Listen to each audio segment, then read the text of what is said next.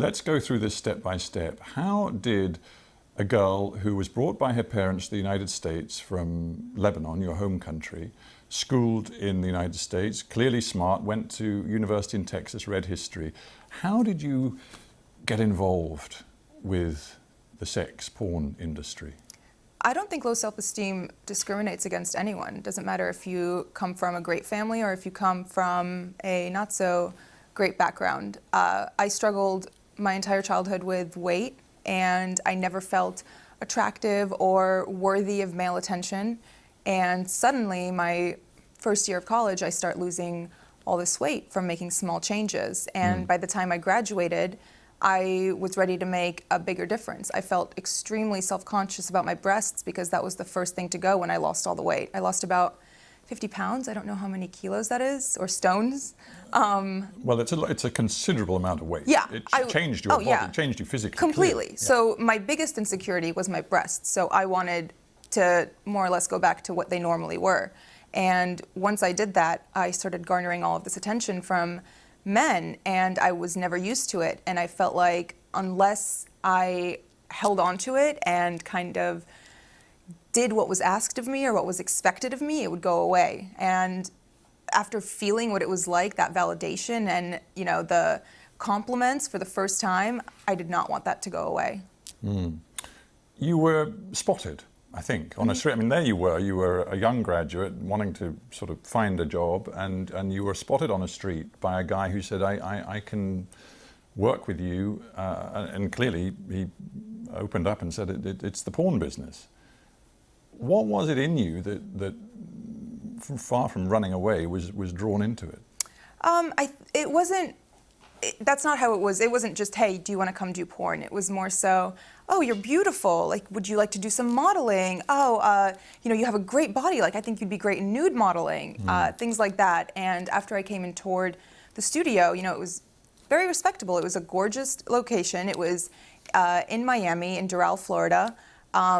It was clean. Everyone who worked there was nice. All of their cubicles were decorated with family photos. Like, it was nothing dodgy or that made me uncomfortable. And after the first time I went in wasn't the first time I filmed a porn movie. It was the second time. The first time was more so, do you want to do this? Like, sign the paperwork, et cetera, et cetera. So these guys, they just saw you, frankly, as a money machine. Absolutely. But you still had no advisors, you had no lawyer, you had no nothing. So I was what 21-year-old has a lawyer on retainer? I'm just trying to get my head around how stressful this must have been, and whether even now, because you sit here so poised, and obviously a lot of time has passed and you've moved on, but do you think there is some sort of post-traumatic stress that is in you from this experience? Yes, and I think it kicks in mostly when I go out in public, because the stares I get, I feel like people can see through my clothes, and it brings me deep shame. It makes me feel like I lost all right to my privacy, which I did, because I'm one Google search away. Yeah. And those images you cannot expunge. You have no right, even though it is deeply personal to you, you have no right to remove them from anybody's view around the world.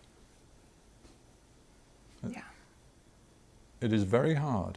It is. And I'm just thinking, this isn't, I mean, this story is your story, but frankly, it's also the story of other porn actors and actresses. I honestly started seeing that recently after the interview came out, and people started reaching out, and all of the emails go, my manager checks them. And when he gets stuff like that, he filters them and sends them to me. And reading the words of some of these girls who have been sex trafficked and forced into porn, and all of these stories of girls whose lives have been ruined by it, and by men who have taken advantage of them, and by contracts that they didn't even understand the jargon of, it makes me feel like, okay, maybe it was good that I started talking and that I posted this interview and that I'm speaking out now, because other people feel the same way. And even if they don't relate on as deep a level as, you know, doing porn, they can relate on the level of being insecure and being pressured into doing something they Right. didn't want to do. You were wearing the Islamic headscarf, often known as hijab, and of course then it developed into a sort of a sex scene. You must have known how provocative that was. I verbatim told them, "You guys are going to get me killed." And they said, They just laughed. why didn't you then say, I'm not doing it? Intimidation. I was scared. But I knew that if I said no, it would, you know, they're not going to force you to do it. At that point, that's rape. No one's going to force you to have sex. But I was still scared. I mean, have you ever felt scared not scared, but nervous to speak up and say something at a restaurant when your food's not right and the waiter comes by and says, "How is everything?" I was intimidated. I was nervous. we interview a lot of people, and many of them are middle-aged or older. It's great to have somebody in the studio who's only 26 years old. There is a school of thought which says that our culture as a whole, I'm not just talking about the United States or the UK, but many, many countries, is being pornified, and that young people in particular are so exposed to pornography, so young in their lives, that it's materially changing the way males and females relate to each other, the way they think about relationships in a potentially very corrosive, damaging way. What's your take on that? Of course it affects relationships. Porn addiction is very prevalent in America, and I'm sure here too. The things that men see in videos, they expect from the women in their lives, and that's just not reality.